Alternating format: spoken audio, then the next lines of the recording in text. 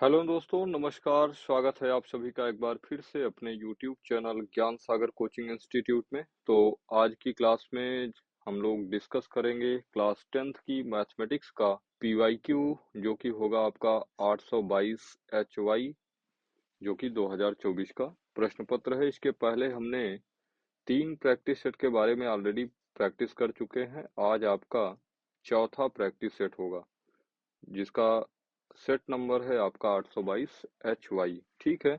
और इसके पहले हमने 3 क्लासेस में आपसे डिटेल्स में चर्चा की है। उम्मीद है कि आपने वो क्लासेस पहले देख ली होंगी और वो क्लासेस आपके लिए काफ़ी हेल्पफुल रही होंगी। आपके एग्ज़ाम में हूबहू प्रश्न तो नहीं कहा जा सकता, लेकिन जो मैटर होगा, जो प्रश्नों की प्रकृति होगी, वो सेम टू सेम आपको मिलने वाली है। तो चलते हैं, बिना किसी देरी के क्लास को स्टार्ट करते हैं। और क्लास को स्टार्ट करने से पहले आप लोगों से रिक्वेस्ट है कि अगर क्लासेस आपके लिए बेहतर हों, आपको लगे कि हाँ आपके लिए बेहतर एफर्ट किए जा रहे हैं और आपको इससे कुछ नया सीखने को मिले, तो प्लीज़ लाइक करना और अपने दोस्तों के साथ शेयर करना ना भूलें। तो चलते हैं, लेते हैं आज का पहला प्रश्न। और पहला प्रश्न से पहले आपको बता दूं कि जो आपका पेपर होना है वो 70 नंबर का ओवरऑल होना है। ठीक है। और इन 70 नंबर में 70 नंबर के लिए आपको 3 घंटे 15 मिनट का समय दिया जाएगा। ठीक है। आपका जो प्रश्न पत्र होगा वो प्रश्न पत्र सेक्शन आ और बा दो खंड में होगा। आ में आपसे 20 क्वेश्चन एमसीक्यू पूछे जाएंगे, जिसके बारे में हम डिटेल में चर्चा करते हैं। चलते हैं, लेते हैं पहला प्रश्न। और पहला प्रश्न आपका खंड आ का बहुविकल्पीय प्रश्न होगा, जो कि पहला है। कह रहा है कि बहुपद 3x² प्लस 5x+2 के शून्यकों का योगफल क्या होगा। ठीक है। तो ध्यान दीजिए, आपका मैथमेटिक्स का दूसरा चैप्टर है पॉलिनोमियल्स, बहुपद, जहां पर हमने पढ़ा था कि कोई भी बहुपद जो ax² plus bx plus c is equals to 0 होगा, जहां a does not is equals to 0 होगा, द्विघात बहुपद कहलाएगा। और हम जानते हैं कि जो द्विघात बहुपद ऐसा बहुपद होता है जिसमें वेरिएबल की मैक्सिमम पावर आपकी 2 होती है, और जिस बहुपद में वेरिएबल की जितनी मैक्सिमम पावर होती है उसके उतने ही मूल होते हैं। तो द्विघात बहुपद में वेरिएबल्स की मैक्सिमम पावर 2 है, इसलिए 2 मूल होने हैं। मान लेता हूं कि ये अल्फा और बीटा द्विघात बहुपद के 2 मूल हैं। तो हमने सीखा है कि जो मूलों का योगफल होता है अल्फा प्लस बीटा, वो होता है माइनस यक्स का कोफिशियंट बाई एक्स स्क्वायर का कोफिशियंट, यानी बी बाई ए। और अल्फा इंटू बीटा की बात करूं तो अल्फा इंटू बीटा आपका कांस्टेंट टर्म बटे यक्स स्क्वायर का गुणांक होता है, यानी सी बाई ए होता है। ठीक है। अगर इतनी बातें आपको पता है, देखिए ये बेसिक्स हैं। ठीक है। और अगर आपका बेसिक मजबूत है तो आप सवालों को आराम से इजीली बना पाएंगे। ठीक है। तो बहुपद 3x² प्लस 5x+2 की तुलना आप द्विघात के जनरल बहुपद से कर दीजिए। तो यहाँ पर P of x is equals to आपको पता है 3x² प्लस 5x+2। ठीक है। और अगर इसको मैं ax² plus bx plus c से कंपेयर करूं तो a, जो कि x² का कोफिशियंट होता है, निकल के आएगा 3। और b की बात करूं तो x का कोफिशियंट जो कि होगा 5 और c कांस्टेंट वैल्यू आपकी 2 होगी। हमसे पूछा है शून्यकों का योगफल। अगर हम कहें शून्यक अल्फा और बीटा हैं, तो जनरली आपसे अल्फा और बीटा पूछा है, और अल्फा इंटू बीटा बराबर होता है यक्ष का गुणांक माइनस यक्ष गुणांक बटे यक्स स्क्वायर का गुणांक, यक्स स्क्वायर का गुणांक। और यक्ष का गुणांक हमने निकाला कितना, यक्ष का गुणांक है b, जो कि 5 है, और बटे यक्ष स्क्वायर का गुणांक 3। और अगर आप विकल्प देखेंगे तो विकल्प आपका -5/3 बी विकल्प आपका इस प्रश्न का राइट आंसर होगा। उम्मीद करते हैं कि प्रश्न आपको समझ में आया होगा। ठीक है। चलते हैं, दूसरा प्रश्न लेते हैं। और दूसरा प्रश्न आपसे कह रहा है कि समीकरणों 2x plus a y is equals to 1 तथा 3x minus 5y is equals to 7 का कोई भी हल नहीं होगा यदि ए का मान होगा। ये आपका दो चर वाले रैखिक समीकरण युग में से पूछा गया है और मैं आपको ना बेसिक हर प्रश्न का, चाहे वो 1 नंबर का हो, 2 नंबर का हो या फिर 4 नंबर का आपका या फिर 6 नंबर का, हर प्रश्नों को हम लोग डिटेल में ही चर्चा करेंगे, जिससे आपको ना इन प्रश्न पत्र लगाने का फायदा यह हो कि आप पूरी की पूरी ना अपनी बुक को इजिली एक ही स्थान पर बैठ के क्या करें, रिवाइज कर पाएं। तो ध्यान दीजिए, यहाँ पर दो चर वाले रैखिक समीकरण में हमने पढ़ा था कि कोई भी रेखा जो होती है वो a1x plus b1y plus c1 is equals to 0 के टर्म की होती है। अगर ऐसा इक्वेशन होगा तो वो आपका किसको रिप्रेजेंट करेगा, एक स्ट्रेट लाइन को, एक सरल रेखा को रिप्रेजेंट करेगा। और चूंकि दो चर वाला रैखिक समीकरण है, इसलिए दूसरा इक्वेशन जो होगा वो आपका a2x plus b2y plus c2 is equals to 0। ठीक है, तो यहाँ पर हमने तीन बातें सीखी थी। पहली बात हमने सीखी थी कि जब भी कोई रेखा a1 upon a2 does not is equals to b1 upon b2 के फॉर्मेट का होगा, तब कंडीशन थी कि रेखा एक व रेखा दो परस्पर प्रतिच्छेद करेंगी, परस्पर प्रतिच्छेद करेंगी यानी एक दूसरे को काटेंगी, तथा इनका हल संगत होगा, संगत होगा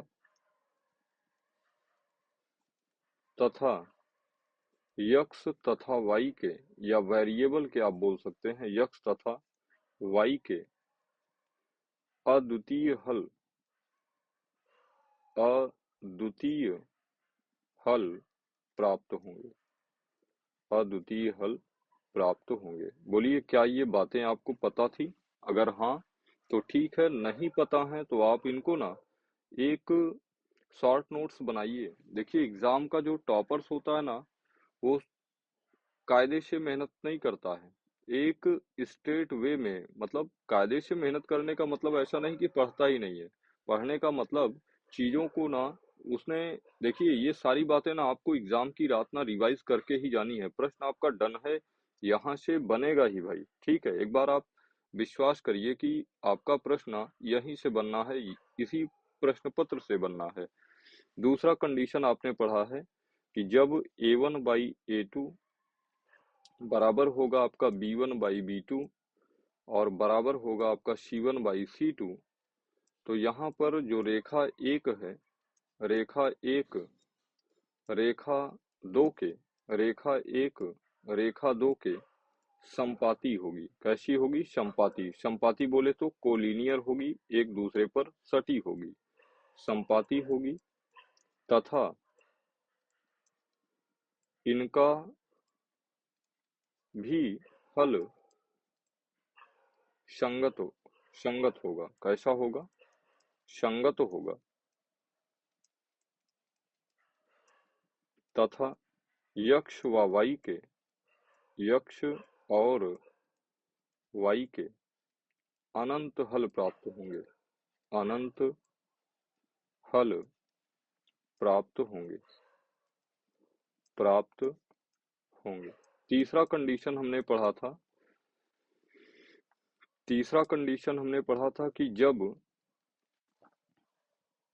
a1 अपान a2 बराबर हो आपका b1 by b2 does not is equals to c1 by c2 हो, तो इस कंडीशन में हमने पढ़ा था कि जो रेखा एक होगी आपकी, रेखा एक रेखा दो के समांतर होगी। और हम जानते हैं कि जब रेखाएं एक दूसरे के समांतर होंगी, अर्थात एक दूसरे को कहीं पर प्रतिच्छेद नहीं करेंगी, तो ऐसी रेखा का एक भी हल प्राप्त नहीं होगा। ठीक है, होंगी। हल इनका कैसा होगा? अगर पूछे हल कैसा होगा, तो हल इनका असंगत होगा तथा यक्ष व वाई का, यक्ष और वाई का एक भी हल संभव नहीं होगा, संभव नहीं होगा। ठीक है, तो इतनी बातें आपको आनी चाहिए। ठीक है, अब हम आ जाते हैं अपने प्रश्न पर। हमारा प्रश्न है, कह रहा है कि समीकरण 2x plus a y is equal to 1 तथा 3x minus 5y is equal to 7 का कोई भी हल नहीं होगा। तो कोई भी हल नहीं होगा, इसका मतलब है कि रेखाएं परस्पर कैसी होनी चाहिए। तो आपने अभी पढ़ा, रेखाएं परस्पर कैसी होंगी, समांतर होंगी। तो सबसे पहला काम, हम इक्वेशन को ना जनरल इक्वेशन के टर्म में लिख लेते हैं। तो प्रश्न अपना है 2x plus a y is equals to 1। ठीक है, इसको आपको अरेंज करके इसका आरएचएस 0 बना देना है। तो हो जाएगा आपका 2x plus a y minus 1 is equals to 0। ये आपका इक्वेशन फर्स्ट हो गया। और इक्वेशन फर्स्ट से आप कह सकते हैं a1 जो होगा वो आपका यक्स का कोफिशिएंट होगा जो 2 है। B1 की बात करूं तो B1 आपका A होगा। और C1 की बात करूं तो C1 आपका -1 हो जाना है। इसी तरीके से अगर दूसरे इक्वेशन की बात करूं तो दूसरा इक्वेशन अपने पास है 3x minus 5y is equals to कितना, 7। इसको भी जनरल इक्वेशन के टर्म में लिखते हैं। तो ये हो जाएगा 3x minus 5y minus 7 is equals to 0। ये आपका इक्वेशन सेकंड बना। और यहाँ से जब A1 निकालेंगे, A2 आप निकालेंगे कितना, A2, तो A2 आपका हो जाएगा यक्स का कोफिशिएंट 3। B2 की बात करें तो B2 आपका -5।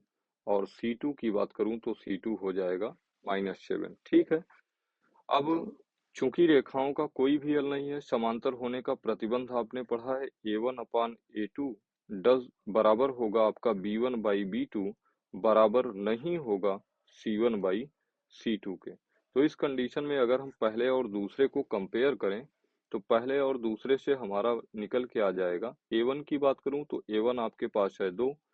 और A2 की बात करूं तो A2 है 3।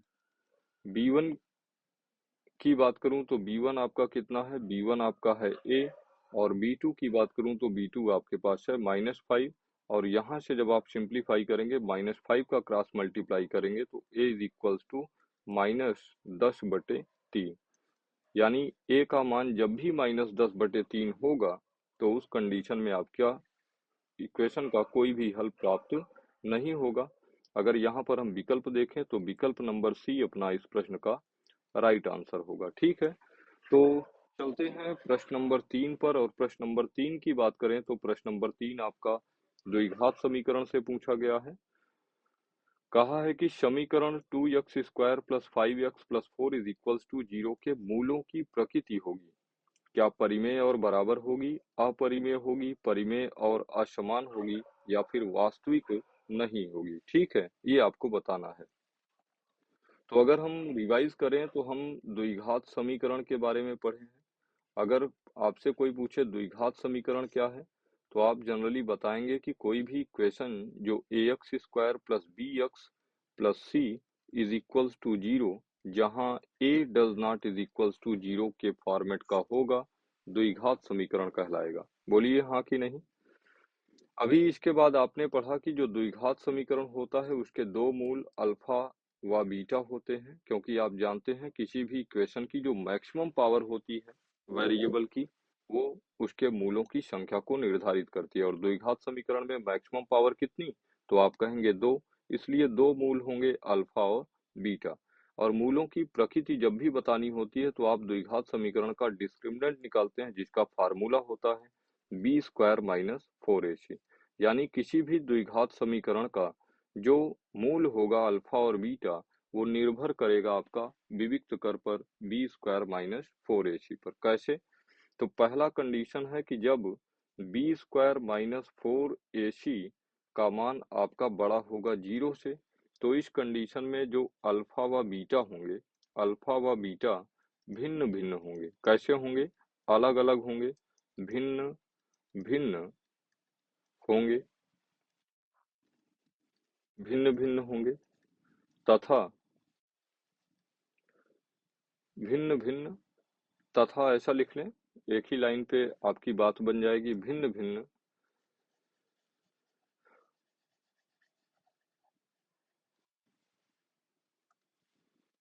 तथा वास्तविक होंगे, रियल नंबर्स होंगे आपके, ठीक है। भिन्न भिन्न तथा वास्तविक होंगे। दूसरा कंडीशन आपने पढ़ रखा है क्या, कि जब b square minus 4ac is equals to 0 होगा, तो इस कंडीशन में जो आपके मूल अल्फा व बीटा होंगे, अल्फा व बीटा समान होंगे, एक दूसरे के क्या होंगे, बराबर होंगे, समान तथा वास्तविक होंगे, समान तथा वास्तविक होंगे, ठीक है। और ध्यान दीजिए, यहाँ पर भी आपके जो वेरिएबल्स होंगे वो कैसे होंगे, संगत होंगे, यानी यक्ष का कुछ ना कुछ मान निकलेगा। यहाँ पर भी आपका जो इक्वेशन होगा वो कैसा हल देगा, संगत हल देगा, मतलब कोई ना कोई वैल्यू यक्ष की निकल के आएगी। और अगर इक्वेशन नंबर थर्ड की मैं बात करूं, इक्वेशन थर्ड मतलब कंडीशन थर्ड की, तो एक कंडीशन होता है कि जब आपका विविक्त कर b square minus 4ac is less than 0 हो, अर्थात निगेटिव हो, उस कंडीशन में जो आपका मूल अल्फा व बीटा मिलना है, अल्फा व बीटा, वो कैसे होंगे, काल्पनिक होंगे। कैसे होंगे बताइए, काल्पनिक होंगे, काल्पनिक होंगे, ठीक है। तो ये तीन बातें आपको याद होनी जरूरी है किसी भी द्विघात समीकरण के मूलों की प्रकृति को बताने के लिए। अब हम आ जाते हैं अपने प्रश्न पर। प्रश्न कह रहा है कि समीकरण आपको पता है 2x² plus 5x plus 4 is equals to 0 की अगर तुलना मैं जनरल द्विघात समीकरण के इक्वेशन से करूं, ax² plus bx plus c से करूं, तो a जो होता है वो आपका कोफिशिएंट ऑफ x² होता है जो कि 2 है, और b की बात करूं तो यक्ष का कोफिशिएंट जो कि +5 है, और c की बात करूं तो ये आपका कांस्टेंट वेरिएबल होता है जो कि 4 है, ठीक है। अब यहाँ से अगर मैं बी स्क्वायर माइनस 4ac विविक्त कर निकालूं, तो बी स्क्वायर मतलब 5 का स्क्वायर माइनस 4, ए की वैल्यू कितना है आपका 2 है, और सी की वैल्यू कितना है 4 है, ठीक है, 4 है। 5 का स्क्वायर कितना होगा, आप कहेंगे 25, और 4 चौके 16 दूनी 32, और 32 में से 25 माइनस करूंगा तो 7, जो कि आपका निगेटिव आया है, ठीक है। ये वैल्यू क्या है, निगेटिव है, यानी आप कह सकते हैं कि बी स्क्वायर माइनस 4ac का मान कम है किससे, 0 से, तभी तो निगेटिव आया है। और अगर कम है 0 से तो आपका तीसरा कंडीशन यहाँ से बन जाना है, ठीक है। कौन सा कंडीशन बनेगा बताइए, आप कहेंगे तीसरा कंडीशन, और तीसरा कंडीशन कह क्या रहा है कि जब भी बी स्क्वायर माइनस 4ac का मान लेस देन 0 होगा, उस कंडीशन में अल्फा व बीटा कैसे होंगे, काल्पनिक होंगे। काल्पनिक होंगे अर्थात वास्तविक नहीं होंगे। और आप विकल्प देखिए तो आपका विकल्प नंबर बी इस प्रश्न का राइट आंसर है, क्योंकि परिमेय और बराबर ये तो नहीं हो सकते, अपरिमेय ये भी संभव नहीं है, आपका परिमेय तथा समान ये भी संभव नहीं है, तो काल्पनिक संख्या को ही आप ऐसा कह सकते हैं कि वास्तविक नहीं होगा। तो उम्मीद करते हैं कि प्रश्न नंबर 3 का मैटर आप समझ पाए होंगे, क्या करना था ये बात समझ पाए होंगे। चलते हैं चौथे प्रश्न पर, और चौथे प्रश्न की बात करूं तो आपसे कह रहा है कि एक समांतर श्रेणी है 4, 9, 14 डॉट डॉट डॉट 254 का अंत से 10वां पद ज्ञात कीजिए, ठीक है। अंत से 10वां पद ज्ञात कीजिए, और ध्यान दीजिए ये प्रश्न आपका ना बहुत ही बेहतरीन प्रश्न है, ठीक है। अगर कहा जाए तो ये प्रश्न जो है आपका सबसे उम्दा प्रश्न है, अगर आप थोड़ा सा दिमाग नहीं लगाएंगे तो फिर आपको दिक्कत हो सकती है। समझिए, यहाँ पर जैसे मैं कहूँ 2, 4, 6, 8, ये कैसा है, तो आप कहेंगे कि सर ये एपी में है। बोलिए बिल्कुल एपी में है, 2 2 से बढ़ रहा है। और आप जानते हैं कि कोई भी सीरीज जब किसी जब किसी सीरीज में कोई निश्चित संख्या जोड़ी जाती है, तो जोड़ने के पश्चात जो क्रम बनता है वही आपका अनुक्रम कहलाता है। और कैसा अनुक्रम होता है, ये आपका समांतर अनुक्रम कहलाता है, समांतर श्रेणी कहलाता है, ठीक है। तो अगर मैं कहूं कि क्या 8, 6, 4, 2 ये भी समांतर श्रेणी है क्या, आप कहेंगे बिल्कुल, सभी संख्याओं में -2 को जोड़ा गया है। 8 में -2 जोड़ेंगे 6, 6 में -2 जोड़ेंगे 4, 4 में -2 जोड़ेंगे 2। कहने का मतलब किसी भी समांतर श्रेणी का अपोजिट भी जो होगा ना, वो क्या होगा, एपी ही होगा। बोलिए हाँ कि नहीं, एपी होगा कि नहीं, आप कहेंगे बिल्कुल। बस फर्क क्या गिरा, यहाँ पर जो आपका सारवांतर आ रहा था ऊपर वाली सीरीज के लिए वो 2 आ रहा था, और जब आप अपोजिट करेंगे तो सारवांतर जो होगा T2 माइनस T1 से D बराबर क्या आ जाना है, माइनस का 2 हो जाएगा। बोलिए हाँ कि नहीं? आप कहेंगे बिल्कुल। ऐसे ही यहाँ पर हम देखें तो अगर मैं यहाँ 4, 9, 14 और 254 का सारवांतर निकालता हूँ तो सारवांतर अपना निकल के आ जाएगा कितना, सारवांतर d बराबर हम जानते हैं सेकंड टर्म में से जब फर्स्ट टर्म को माइनस किया जाता है तो आपका d निकल जाता है। तो 9 में से 4 माइनस करेंगे तो आपके पास 5 बचेगा। बोलिए हाँ कि नहीं? ठीक है। और यहाँ पर समझिए, अगर मैं इसको ऐसा कह दूं 5 ना, तो आपकी जो सीरीज बन जाएगी, मुझे चूंकि अंत से निकालना है, अगर प्रारंभ से निकालना होता तो कोई इशू ही नहीं था, ठीक है। अंत से निकालना है तो अंत से निकालना है, तो अंत से अगर मैं लिखूं तो इसको लिख सकता हूं 254, और चूंकि डी अभी ना ऐसे घटते हुए चलेगा तो जो 5 है वो -5, और 54 में से 5 घटाएंगे आपका 249 हो जाना है, ऐसे चलता जाएगा। एट लास्ट जब आप चलते जाएंगे तो आपको 14, 9 और 4 ये मिल जाना है। बोलिए हाँ कि नहीं? अगर यहाँ पर मैं बात करूं तो आपका प्रथम पद जिसको आप रिप्रेजेंट करते हैं ए से, तो ए आपका हो जाना है कितना, 254। और डी की बात करूं तो डी आपका हो जाएगा -5। अंत से 10वां पद निकालना है तो लिखेंगे अंत से 10वां पद, 10वां पद।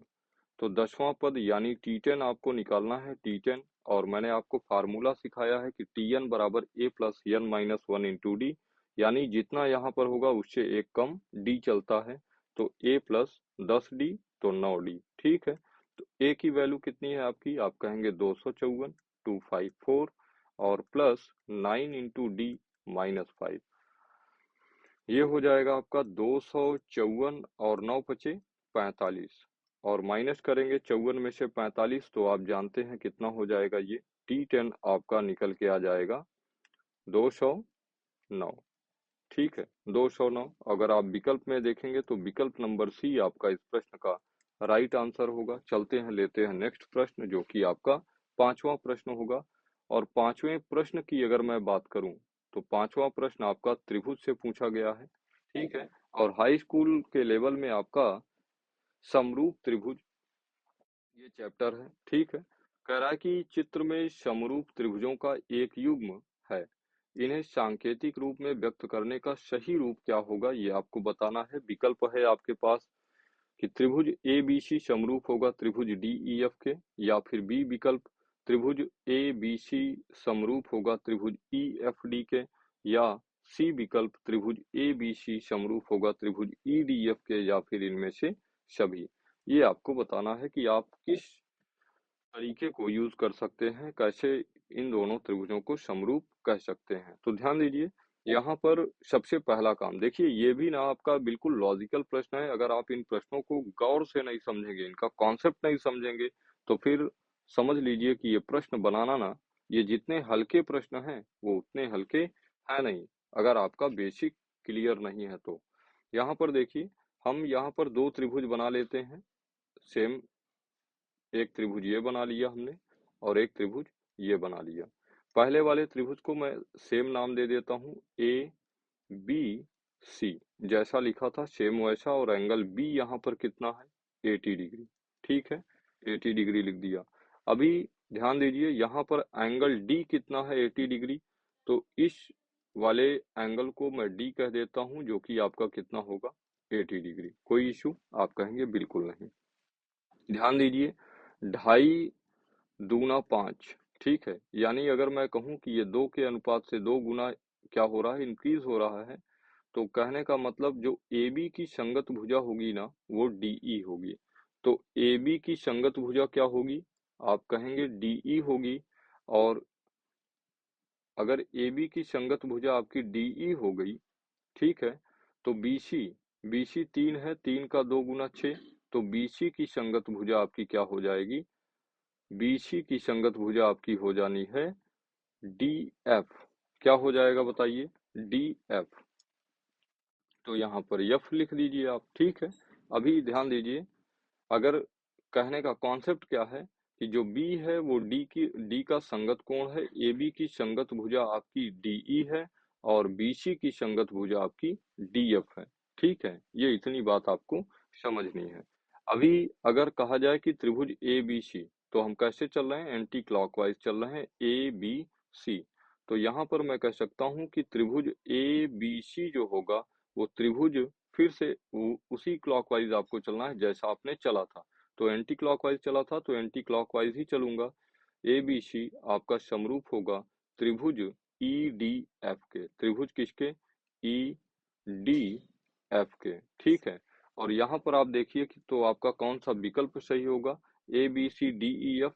नहीं, ऐसा आप नहीं कह सकते हैं, क्योंकि ध्यान दीजिए यहाँ पर एंगल ए ना एंगल ई का संगत कोण बता रहा है, एंगल बी ना एंगल डी का संगत कोण बता रहा है, और एंगल सी आपका एंगल एफ का संगत कोण बता रहा है। ठीक है, तो विकल्प देखेंगे तो ई एफ डी तो नहीं है, ई डी एफ है, जो कि आपका विकल्प नंबर 3 राइट बता रहा है। ठीक है, तो इस प्रश्न का जो राइट आंसर हो जाना है वो आपका क्या हो जाएगा बताइए, वो हो जाएगा विकल्प नंबर सी।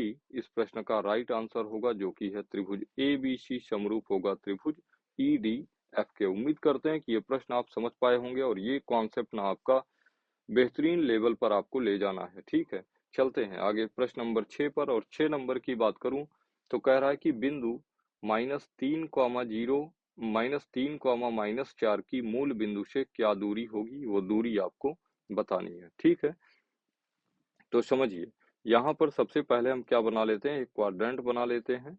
ये आपका पहला चतुर्थांश होगा, ये आपका द्वितीय चतुर्थांश होगा, ये आपका तीसरा, और ऐसे ही ये आपका चौथा चतुर्थांश होगा। ठीक है, तो यहाँ पर -3, -4 अगर हम बात करें तो किस क्वाड्रेंट में पड़ेगा, आप कहेंगे -3, -4 आपका थर्ड क्वाड्रेंट में पड़ेगा, क्योंकि थर्ड क्वाड्रेंट का साइन जो होता है वो आपका निगेटिव होता है।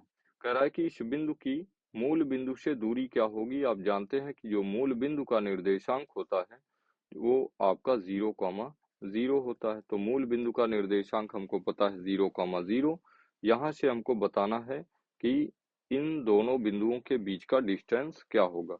हमने दूरी सूत्र पढ़ा है, बोलिए आप मुझे बताइए कि दूरी सूत्र क्या आप पढ़े हैं, अगर हाँ तो मुझे फार्मूला बोलिए। आपने पढ़ा है d बराबर square of root x2 minus x1 का whole square plus y2 minus y1 का होल स्क्वायर।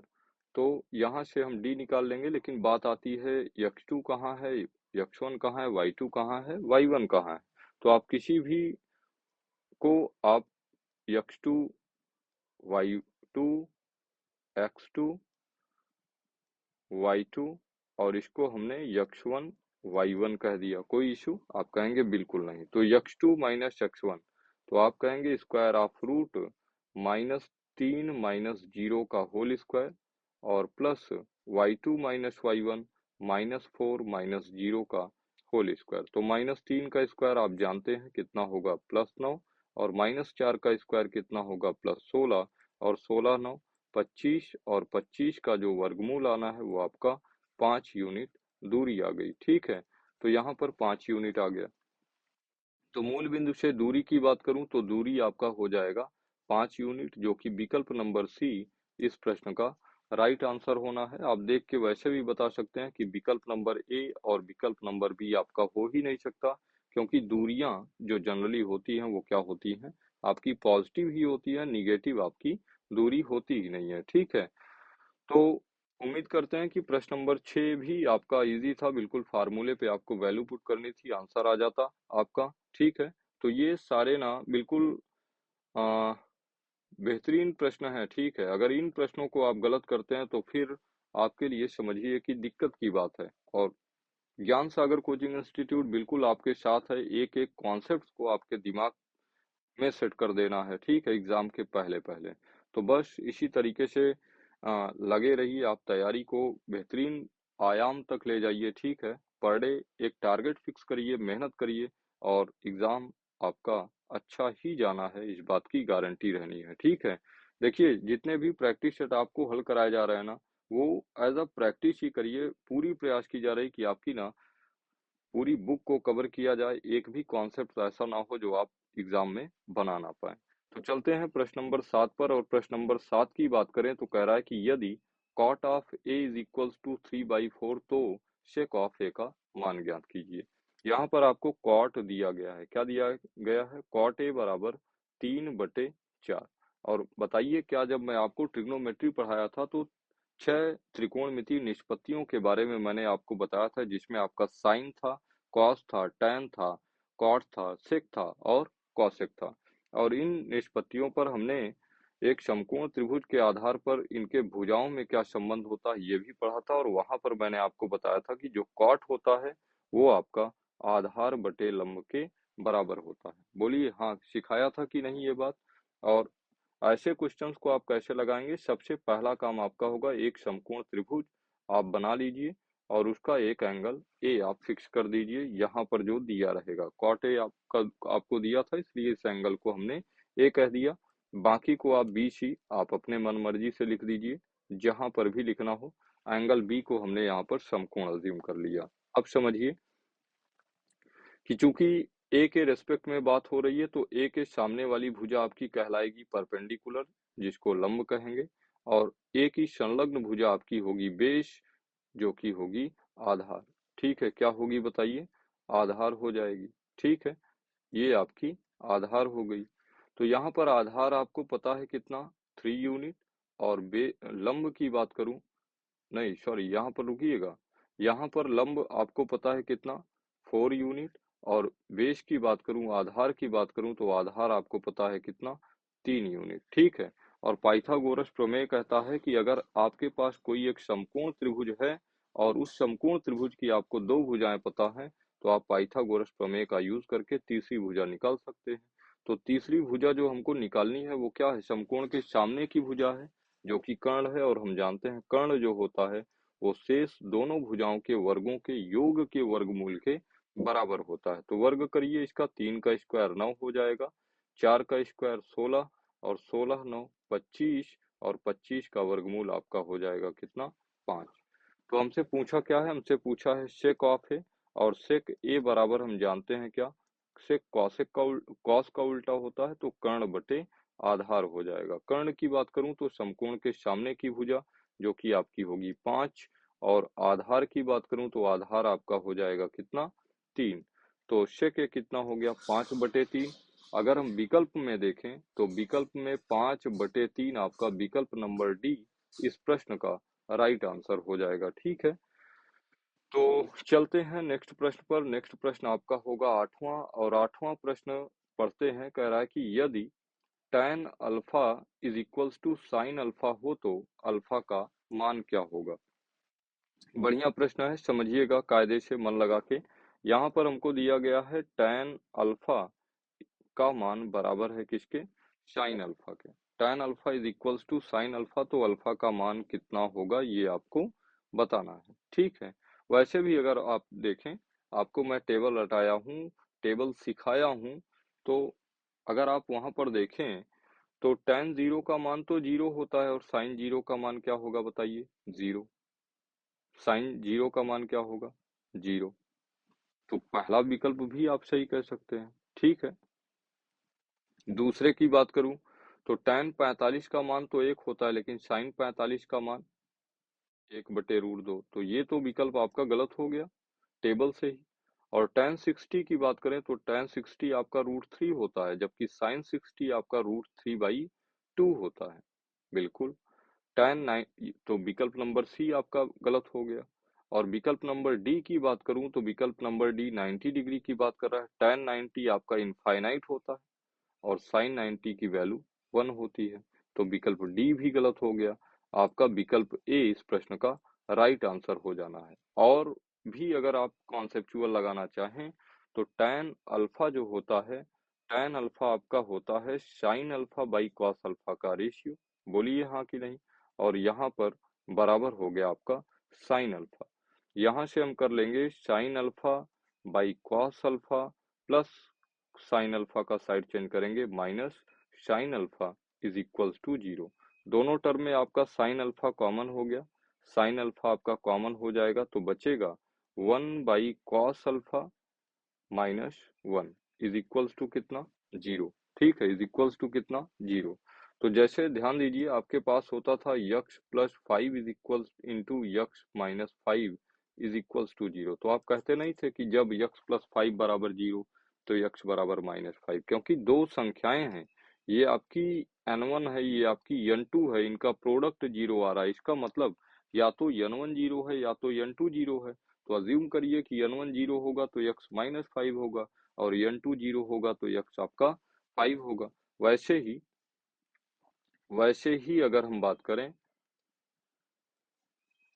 तो साइन अल्फा आपका है कितना, साइन अल्फा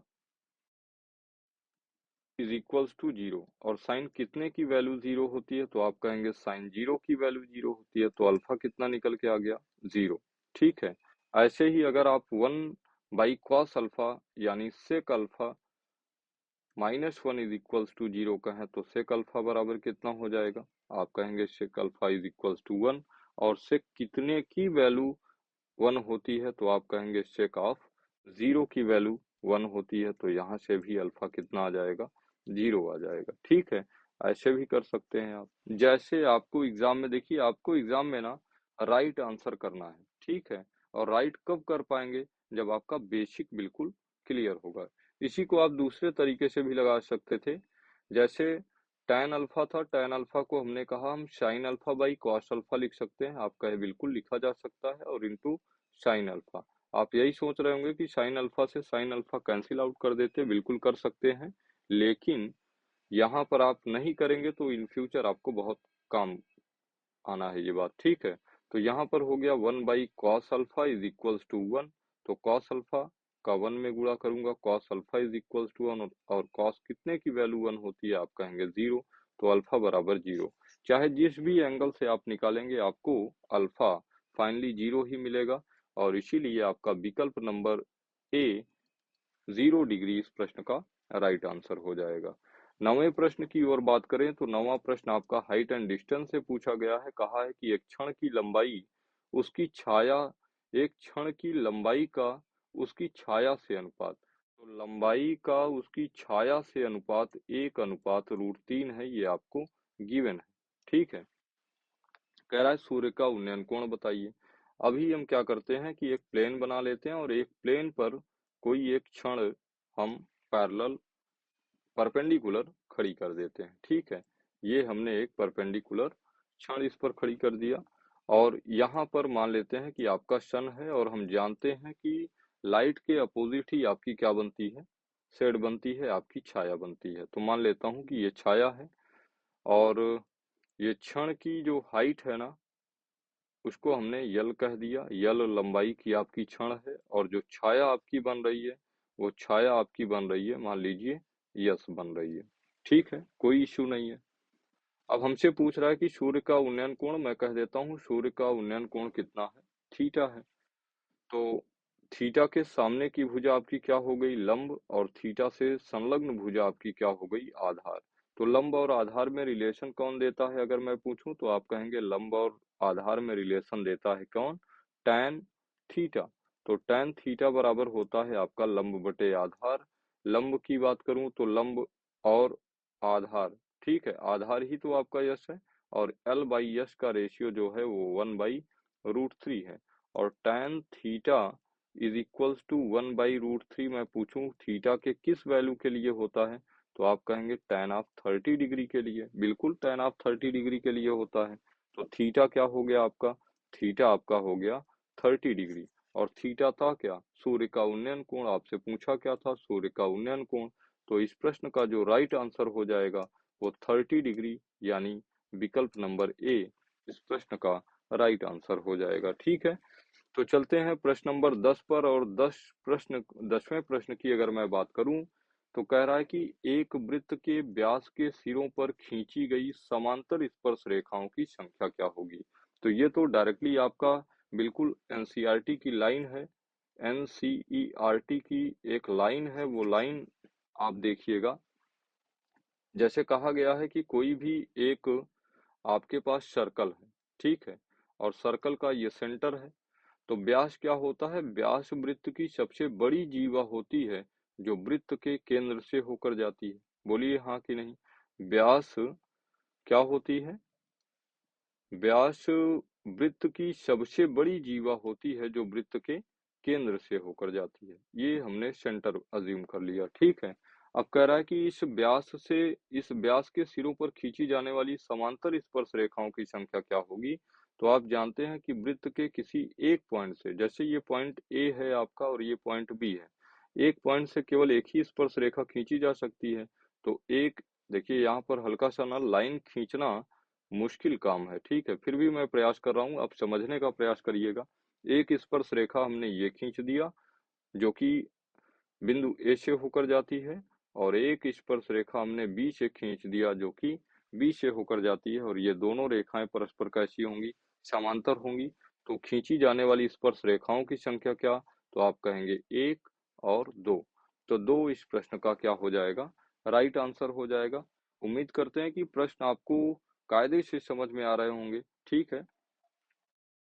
और इसी तरीके से हम लोग ना डिटेल्स में एक-एक प्रश्न की बिल्कुल बारीकी से अध्ययन करेंगे, और प्रयास किया जाएगा कि आपको हर एक कॉन्सेप्ट जो आपके एग्जाम के लिए, जो आपको बेहतर नंबर अचीव करने के काबिल बना सके, उन सारे कॉन्सेप्ट्स पर डिटेल में चर्चा की जाए।